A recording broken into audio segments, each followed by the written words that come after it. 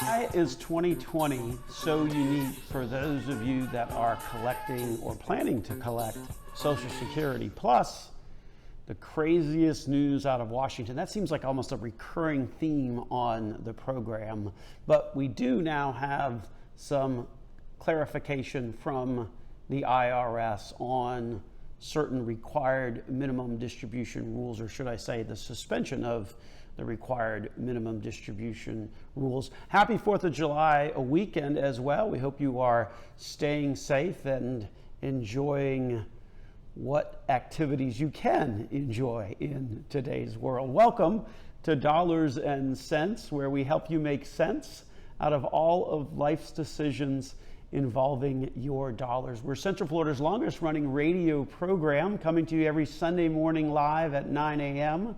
on the News Radio WFLA Orlando network. Also, along with that, we're also on 96.9 The Game.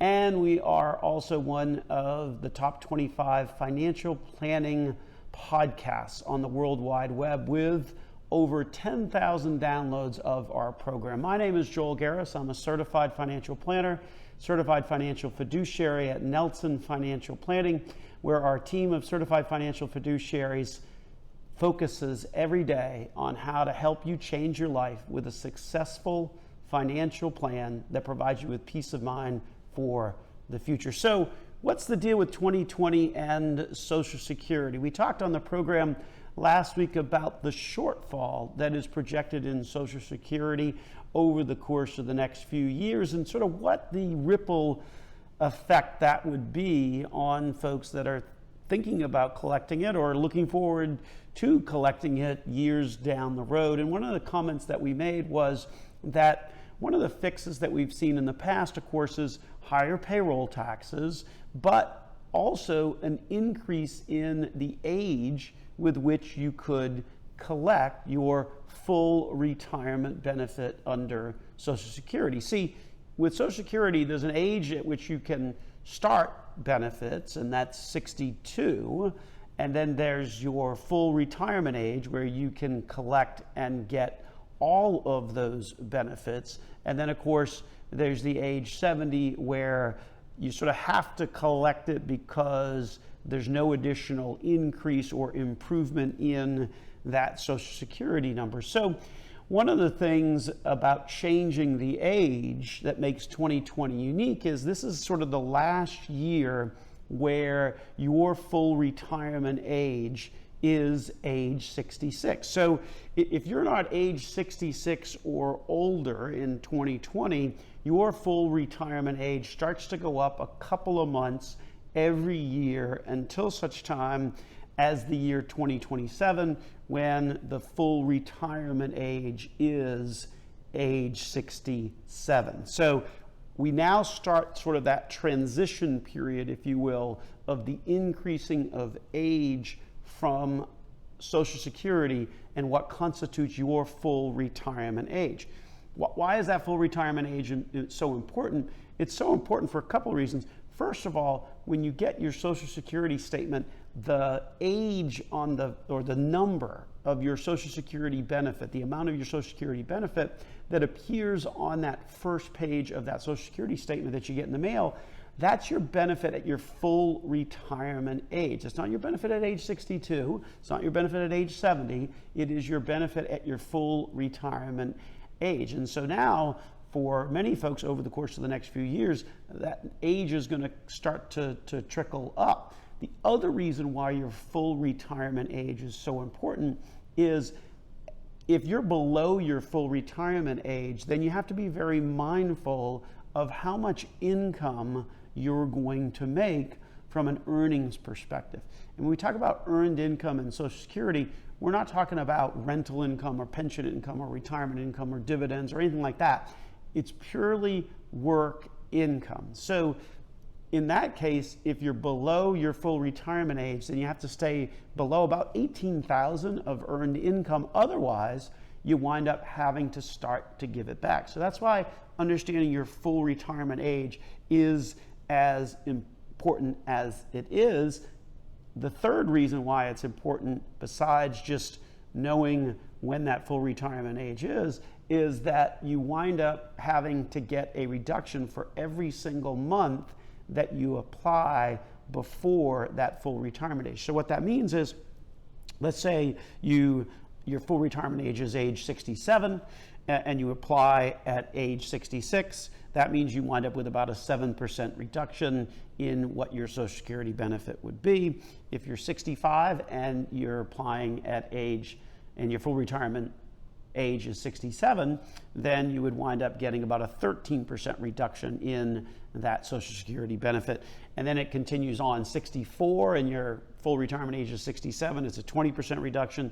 63, it's a 25% reduction. 62, it's a 30% reduction. So as that full retirement age is going up, the other thing that's happening is the amount of your benefit that you would get collecting early at 62 or 63 or 64, that also is going down more, because as they push out the full retirement age, that's when they wind up calculating more of a reduction, because you're more months away from your full retirement age. So if the full retirement age was still 66, for example, and you applied at 62, that's less of a reduction, because the reduction is calculated based upon the number of months you still have to go until your full retirement age.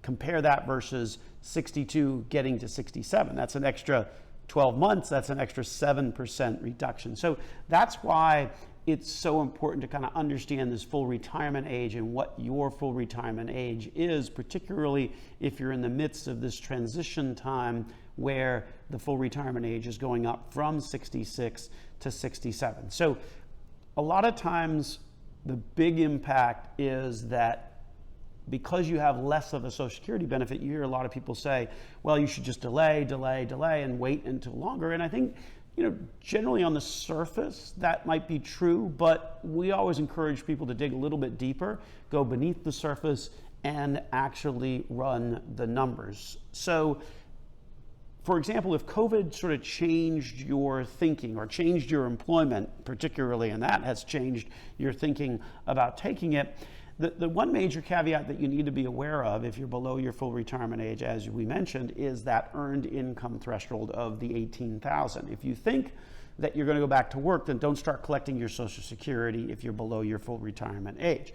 If you believe your absence from work is going to be permanent, then you may want to consider taking that Social Security. So with that said, the notion of delaying it really should not be a decision that you make in a vacuum, meaning that it's easy to say, oh, I'm going to delay it and get more, but if you need the income, the question you have to ask yourself is, okay, where am I going to get that from, and how am I going to get that income? And that, I think, makes the decision as to whether you take it early or not a little bit more intricate, because you can't just say, I'm going to delay it so that I can get more later on. Well, that's true, but that's making a decision in a vacuum.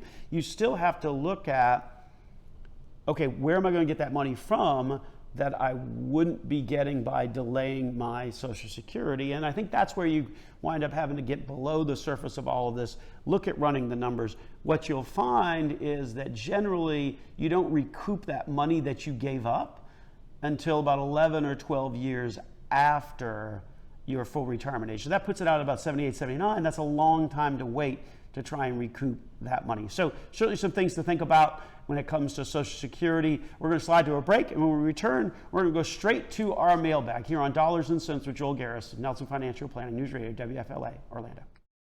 To our mailbag here on Dollars and Cents. Welcome back to the program where we help you make sense out of all of life's decisions involving your dollars.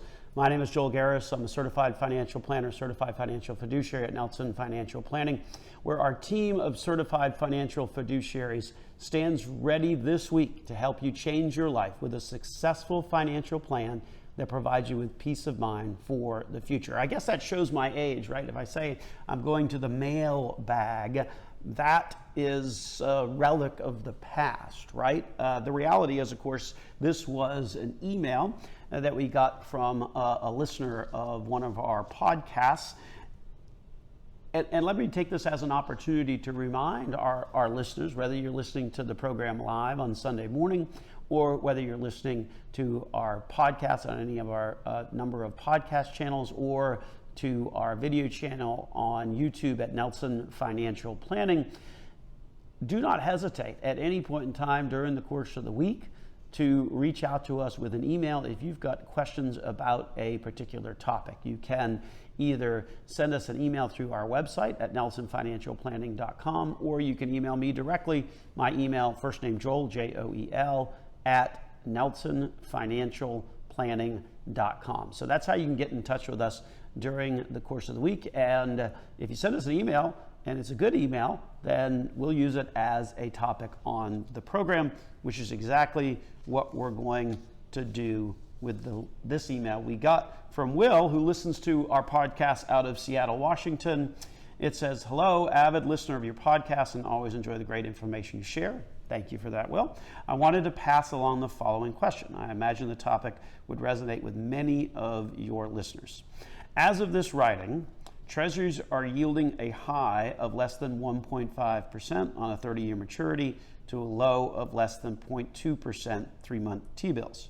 The Fed has already promised that they will keep short-term interest rates effectively zero until at least 2022, and that is certainly true. If one is looking to keep a portion of their portfolio in fixed income cash for the next 3 to 7 years, would it not make sense to allocate such to a high-yield savings account? Typically, you see those at current rates above 1%, instead of using a short-term bond fund that might be yielding more along the lines of 15 basis points, 0.15%, or even more of a total bond type of fund that has a higher current yield at north of 1%, but would carry an elevated interest rate risk. We'll talk about that because Will is correct on the notion of interest rate risk and owning a bond fund. When you have a bond fund, interest rates and the prices of bonds go in opposite directions, right? So as interest rates go up, bonds go down. As interest rates go down, bonds go up. It seems to me, given the trajectory of where interest rates have gone, your interest rates have already gone down, your bonds have already gone up, so you've probably made as much as you're going to in terms of appreciation on the bond side. I mean, if interest rates are zero, it's not like you can cut them more. I mean, granted, you can with the negative interest rate concept, but I don't see us going in that direction. That is, there's a lot more tools that the Federal Reserve can use before that. And so zero is zero, right? So what's the direction that your interest rates would move if they were to move at all? Because you can't go below zero. In theory, you can, but not in practice.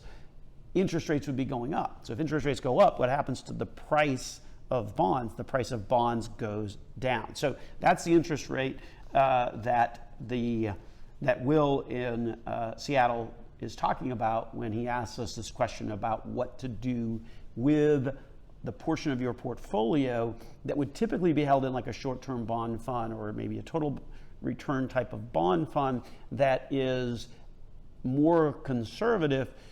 The question and the kind of the crux of the issue that he is raising is, given this choice between a high yield savings or a bond fund with interest rate risk, am I correct to question why one would take the investment risk of even modestly rising interest rates in the future in either a short or intermediate term bond fund versus placing in a high yield savings account? And we would certainly agree with that notion. And Will, we think you're certainly onto something here.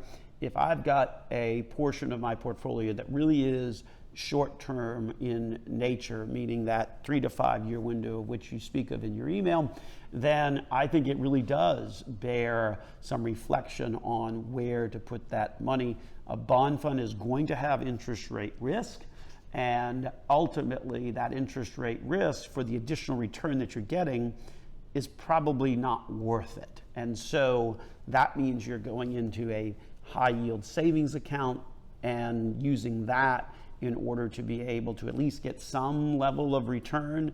And of course, in a high yield savings account, assuming that it's FDIC insured, and it should be if you're doing it through a bank or similar institution, then you wind up at least not having to worry about any risk associated with the fluctuation of the principal amount, and ultimately wind up getting some level of interest on it. Because if you're looking at a bond fund that has a higher yield, there's certainly been a lot of cheating of late in the industry over the course of the past few years, whereby they're owning more poorer grade bonds in order to increase the yield on many funds. That's why Morningstar had to actually break up its single largest bond category and split it into an intermediate term, and the intermediate term category got split into the intermediate core bond and the intermediate core plus bond category, is because there was a lot of manipulation in terms of some of the holdings that some of the bond funds were having in order to make it look like they had a higher yield in a low interest rate environment. They were basically owning bonds that you would not consider to be as high a quality. That's how you get a little bit more yield, but they were billing themselves as more of a conservative bond portfolio, and then inside you would look and find that there was a lot more, or there was some portion that was on the junk side of things. So I think it's very important to draw that distinction. And yes, Will, to your question, to your point, I think it does make sense to have a portion that is on the high yield savings rather than have it on the short-term bond side of things. I think ultimately your money market types of accounts are going to be less fluctuating and do not carry the interest rate risk that a bond fund does. So great question for Will, and certainly one that I think resonates with many folks out there that are retired, that are looking at their overall underlying asset mix. Again, I think it's more important to own on a short-term bond basis rather than on a money market. So certainly a very insightful question from Will in Seattle. And we go from an insightful question to one of the stupidest things that I heard this past week. And guess where it comes from? It comes from the politicians, right? No less. We'll continue with that when we return here on Dollars and Cents, where we help you make sense out of all of life's decisions involving your dollars. Welcome back to Dollars and Cents, where we help you make sense out of all of life's decisions involving your dollars. This is Central Florida's longest running radio program, coming to you on the News Radio WFLA Orlando network, along with 96.9 The Game. Also happen to be one of the top 25 financial planning podcasts on the World Wide Web with over 10,000 downloads. My name is Joel Garris, and I'm a certified financial planner, certified financial fiduciary at Nelson Financial Planning, where our team of certified financial fiduciaries helps you change your life with a successful financial plan that provides you with peace of mind for the future. Last time we were talking a little bit about a great question from a listener to our podcast, Will out in Seattle, drawing the distinction between if you've got short-term money, should you really be sticking it in a short-term bond fund these days, or should you just be holding it in cash? We came to sort of the same conclusion that Will was thinking, is that at the end of the day, probably just want to hold that in more of a high-yield savings account. The reality being that there is some interest rate risk still with owning a bond portfolio. So if you're not getting much difference in terms of the return, why take the additional risk? So we go from that good question to one of the craziest things that I heard this past week, which of course comes to us out of Washington. It was a suggestion, and of course this has to come from the politicians, right? A U.S. senator, no less, that suggested that the U.S. should cancel its sovereign debt held by China. Okay, let me explain in 3 key points why that would be ludicrous to do. Number one, setting aside the sheer logistics of how to do that. The market for the United States Treasury is the broadest and deepest market of any security, stock or bond, in the world. There's no way you could actually track the ownership of what bonds are actually owned by who. Because you'd be going and saying, okay, we're going to basically default on that particular bond that is owned by China. Meanwhile, there is a host of other bonds exactly identical to that are owned by maybe the state of Florida pension plan or what have you. You see the logistics on that. Number two, imagine the disruption that would create in the financial markets. The notion that the U.S. government pays its bills is a notion that underscores why an overwhelming majority of all transactions in this world are denominated in U.S. dollars. It's because of that. This notion that the U.S. government could sort of pick and choose who it pays back would turn that market completely upside down, which is so incredibly short-sighted. And then lastly, imagine what that would do to our interest rate, right? If we start to default or pick and choose who we're defaulting, then folks that are going to loan us money are going to say, well, wait a minute, I want more interest because of the risk that I'm taking. Look, the interest that you pay on a loan, whether it's as a consumer or as a government, is a direct reflection of how good your finances are in order. If we start picking and choosing who we're going to default with, that puts us more at risk of defaulting with the next person in line or the next government in line. And then, so when people lend us money, they're going to wind up demanding a higher interest rate. Well, guess what? A higher interest rate is going to raise the deficit at such a, I mean, the whole thing just kind of just sends it into complete and total disarray. So my suggestion for the folks in Congress is let's maybe work on solving problems in real world terms, not throwing out crazy ideas like this that would serve to do a disproportionate impact on the overall economy and the federal deficit than throwing out these kinds of irresponsible solutions. Let's, call me crazy, but maybe let's focus on trying to come up with some real solutions to the real problems that this country faces, like the topic we were talking about at the top of the program, Social Security, which has a massive shortfall projected over the course of the next 75 years. We do have to give some applause to some folks in Washington, and this actually applause goes out to the IRS. Granted, we spent a lot of time on this program poking fun at the Internal Revenue Service. We've certainly had a good time a few weeks ago holding up a check that the IRS had issued, the stimulus check that was sent to a person who had passed away over a year ago. The check had their name. If you recall that episode, the check had their name, and after their name, it actually noted that she was deceased.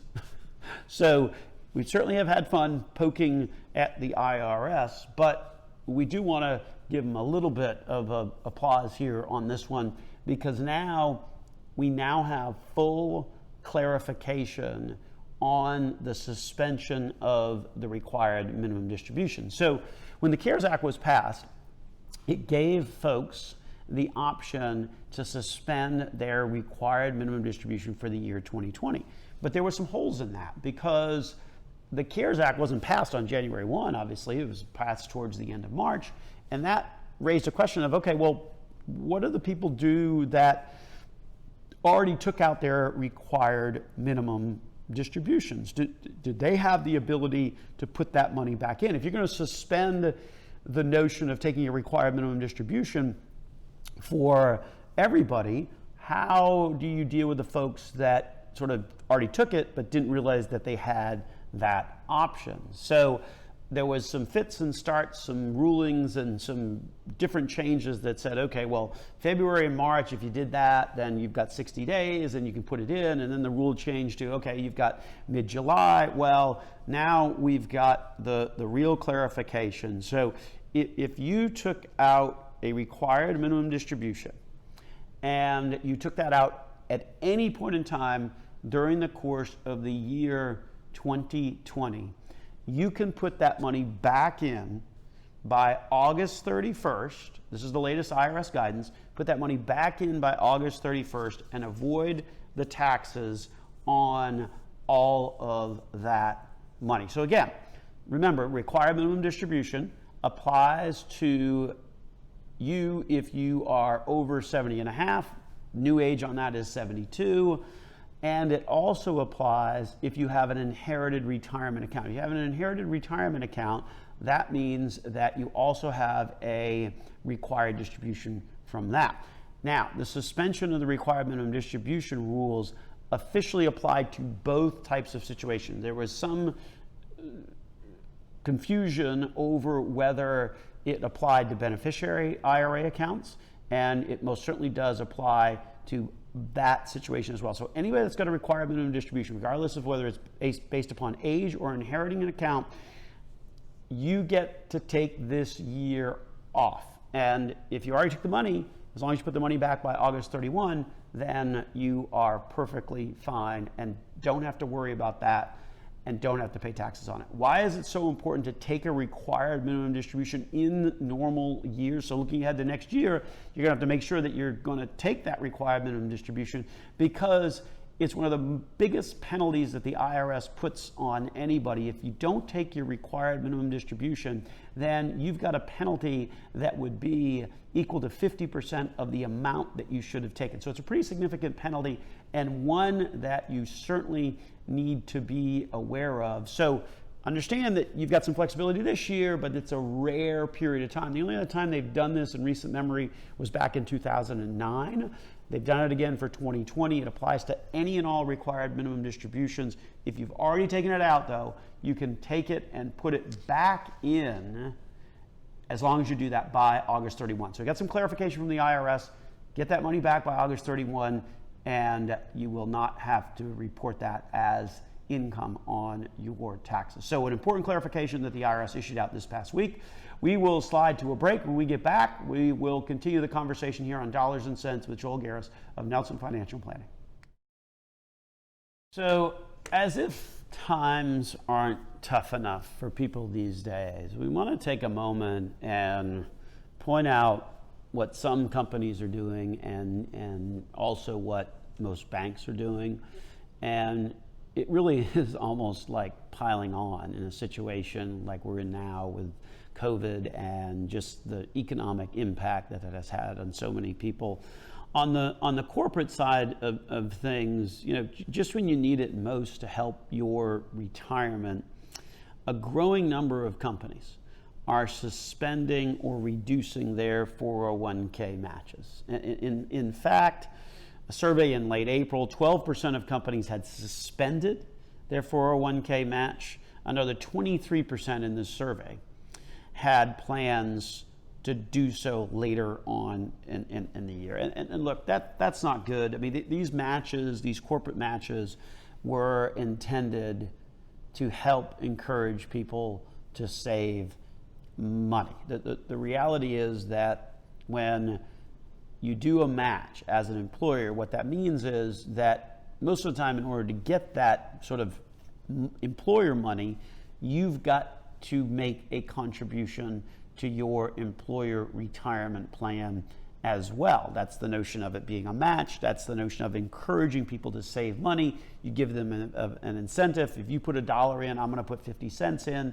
That's a pretty good incentive that encourages people to save, particularly when you look at some of the dismal numbers about how ill prepared people are to ultimately save on for their retirement. So the notion of doing a match was to try and encourage people to do that. Well, unfortunately, a lot of companies now are suspending that. There's not a whole lot that you can do about that, unfortunately. That is a sign of the times and a sign of the economy and where things are these days. But let me be very clear on something.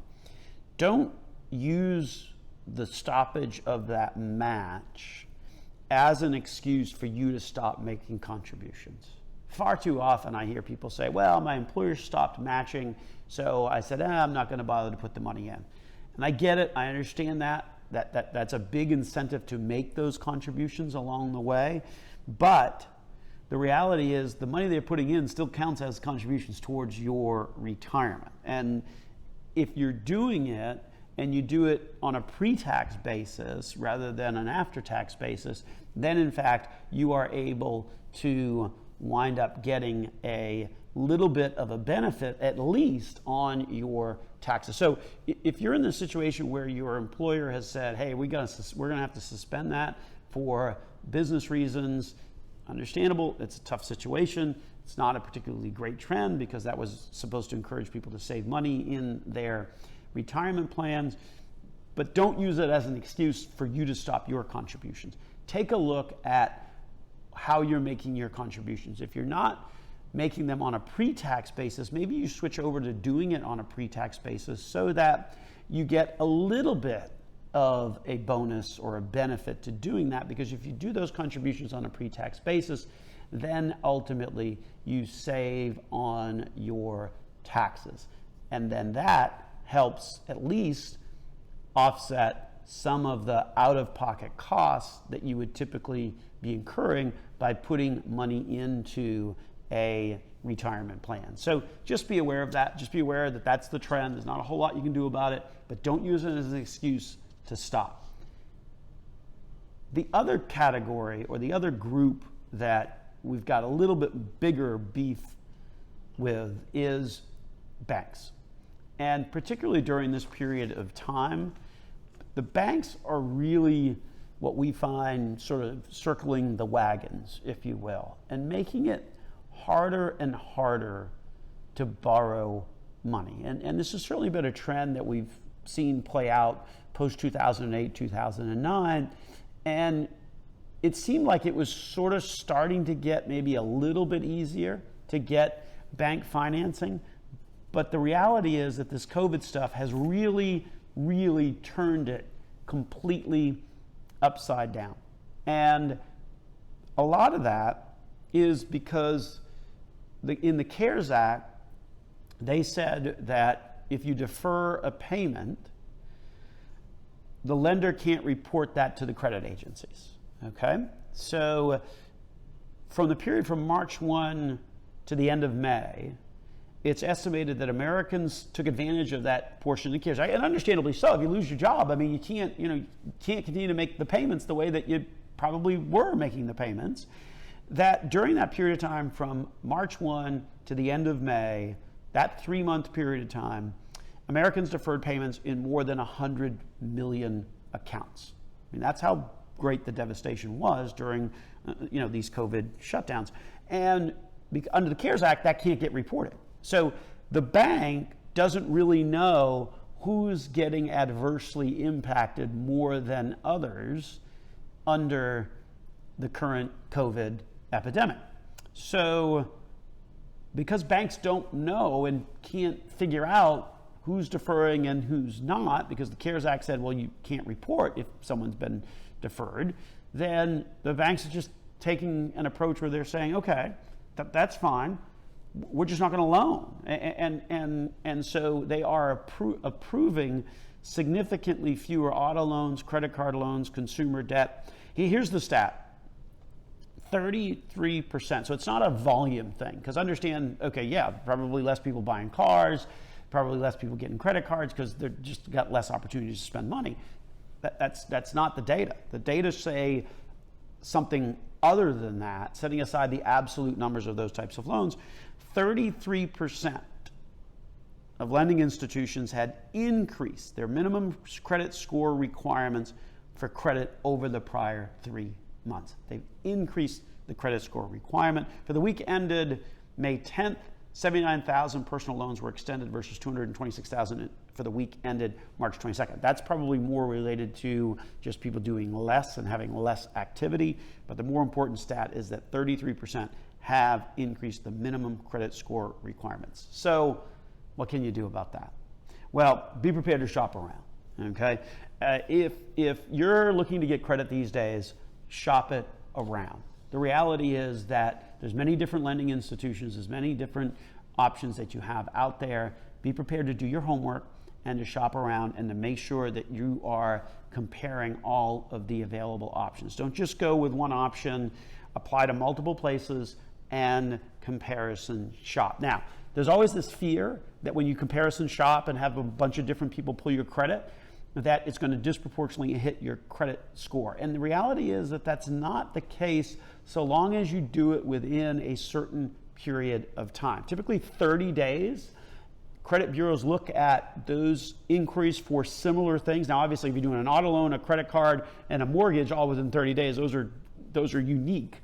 But if you are doing 3 different inquiries for an auto loan, those are all within the same category. The credit bureaus understand that people rightfully should shop around, so that doesn't affect your credit as much as folks think. So bottom line, really need to shop around in terms of the loans that you are getting, whether it's on a car, whether it's on a home, whether it's on a credit card, because certainly the standards have changed pretty dramatically. So some interesting things to be considering there. We are going to wrap it on up and get on out of here. Thank you for listening to the program. This has been Dollars and Cents with Joel Garris of Nelson Financial Group.